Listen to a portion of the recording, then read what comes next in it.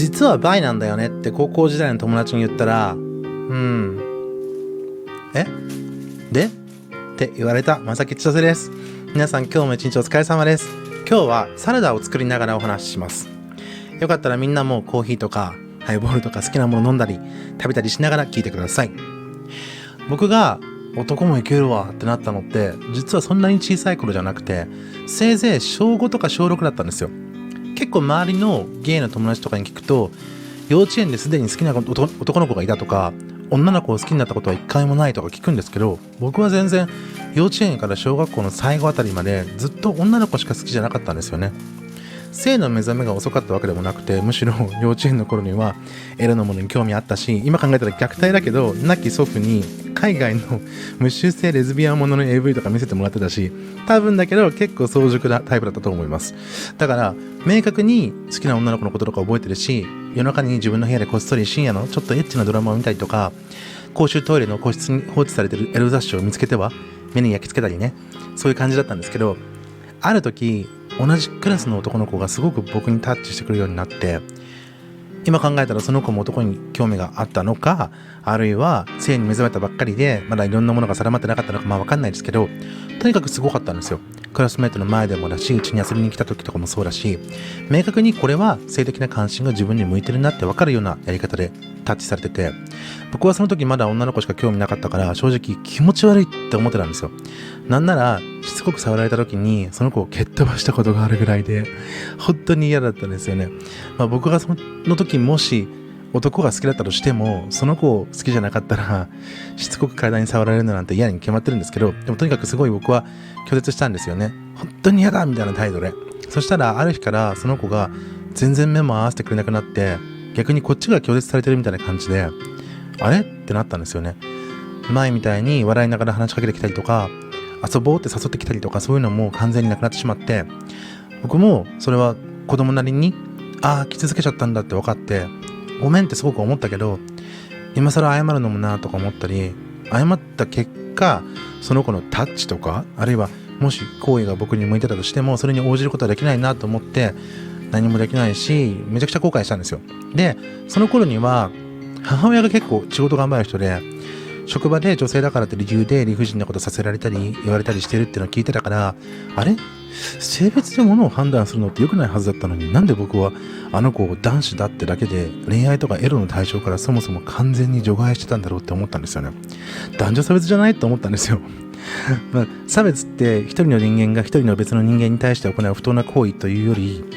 社会の制度とか意識とかによって特定の属性を持つ人々が不当な扱いを受けやすいっていう状態を指す言葉なので、厳密には別に僕が彼を恋愛とかエロの対象に含めるか含めないかなんてことは差別とは関係なくて僕の自由なんですけど、その時はそういう差別の定義なんて知らないから、やべえ差別しちゃってるよって思ったんですよ。で決めたんです。次に好きになるとか好かれるとかそういうことがあったら、絶対に相手の性別で判断せず性格とか見た目で判断しようって。そんな意気込みを持ったところでさ、じゃあ本当にそんな風に性別を度外視して恋愛とかエロができるかって言ったら、ほとんどの場合難しいと思うんですけど、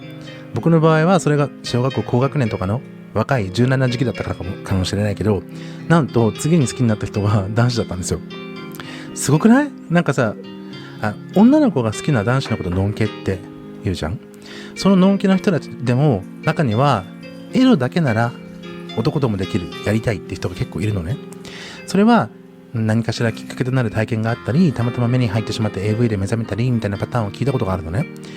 でも僕の場合エロだけじゃなくて恋愛ごと男子に向け始めたわけですよ。エロだけじゃなくて恋愛感情も男に向いてるっていうゲイとかバイの人だと、あんまり後天的というか僕みたいに何かきっかけがあって変わったって話はほぼ聞かないんですよ。全ゲイと全バイに聞いて回ったわけじゃないから分かんないけど、でもかなり少数派だとは思うんです。でね、僕はその後基本的には男子が好きで、でも男子も女子も好きな時期があったり、短いけど女子だけが好きな時期があったり、もうあっち行ったりこっち行ったりしてきて、今は恋愛感情は男性だけで、性欲は生身の男性とフィクションの男性とフィクションの女性だけに向いているというところに落ち着いて10年くらい経ちます。といっても、もともとが女の子好きな男の子だったからか、好きになる男性は少し女性的というか可愛い系のね、筋肉より前髪が大事みたいなそういう子が多いんですけど、だんだんタイプが広くなってきて、最近は少し男性的な人でもありになってきました。単に自分の恋愛市場価値が下がってわがまま言ってらんなくなっただけかもしれないですけど、そんなわけで厳密にはバイで、ざっくり言ったらゲイみたいな感じなので、めんどくさいから知り合いとかにはゲイだよっていうこともあるし、恋愛対象は男性ですみたいなふわっとした言い方でカミングアウトすることもあります。昔は正直にちゃんとバイだって言ってたんだけどね、気持ち的にも色的にも全く関心の向かない生身の女性たちに警戒されたくないし、友達として仲良くしてたいので、わざわざバイだということは最近はしてないです。なので冒頭で話したバイなんだよねっていうカミングアウトはもう15年くらい前の話になるのかな。でもさ、カミングアウトなんてその頃はまだろくにしたことなかったから、結構一大決心というかさ、そこそこには緊張しながら言ったんですけど、まさかのですよ。嘘でしょ受け止めるの早くねと思って。だから本題に入る前の背景説明みたいな扱いじゃないですか、それって。僕読書好きなんだよねって突然言われた人と全く同じ反応じゃん。僕読書好きなんだよね。っていう。でもさ、今となっては、その子の影響かもだけど、その反応が一番嬉しいの。てか、僕自身も本題からそれた背景説明としてしか最近はカミングアウトしなくなったんですよ。彼女いるのって聞かれた時に、彼氏はいたけど最近別れたのって言って、すかさず、恋愛対象男性なんですけどねって言うみたいな。そろそろ結婚考えないとって言われたら、相手いないし、相手いても法的に無理なんですよ、恋愛対象男性だからって答えるみたいな。あとは間に挟む系、例えば恋愛相談を受けてる時に、わかる、僕も元彼がさ、僕恋愛対象男性なんだけど全く同じタイプだったとか言ったりするのよ。そうするとね、大抵の人は僕のカミングアウトなんてさらっと受け止めて本題の話を続けてくれるのよ。本当に気楽。みんなそれでやってちょうだいって感じ。なんかさ、世の中には同性愛のカミングアウトはカミングアウトされた側にも重荷になるからしない方がいいみたいなことを言う人たちっていうのが、ノンケ男性にもゲイやレズビアンの当事者にもいるんだけど、ほんと僕そういう言い方ムカつくんですよね。カミングアウトなんて個人の自由だし、しない方が良さげだなと思ったらしなくていいし、した方が良さげだなと思ったらすりゃいいし、相手とかその場の雰囲気によっても柔軟にやりゃいいと思うし、なんならそもそもカミングアウトしないと勝手にノンケだと思い込む方がおかしいんだから、わざわざ言ってやる義理なんてないわけよ。でもさ、言わない方がいい理由ってのはそれぞれの当事者が決めることじゃん。いじめられたくないとかさ、変な目で見られるくらいならやめとこうとかさ、もう親は高齢だから何も知らずに余生を過ごしてほしいかなとかさ、そういう個々人の理由があるわけよ。相手に重荷になるからってのも場合によってはね、個々の当事者が個々の相手に対して思うことはあるかもしれない。だけど当事者に向かって一般論として相手に重荷になるからするなっていうのは、お前それは違うだろうと思うんですよね。そもそも性のことに限らずさ、例えば持病があるとか生活保護を受けてるとかさ、